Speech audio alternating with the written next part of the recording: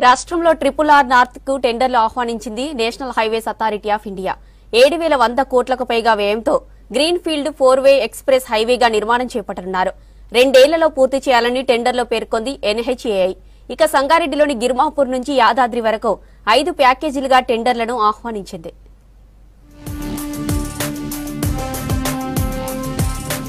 హైదరాబాద్ చుట్టూ నిర్మించే regional ring road పనుల్లో ముందడుగు పడింది.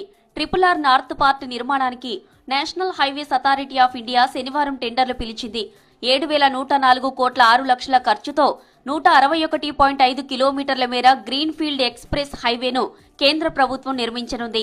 సంగారెడ్డి జిల్లా గిర్మాపూర్ గ్రామం నుంచి స్టార్ట్ కానున్న నార్త్ పార్ట్ యాదాద్రి భువనగిరి జిల్లా రాయగిరి వరకు ఉంటుంది.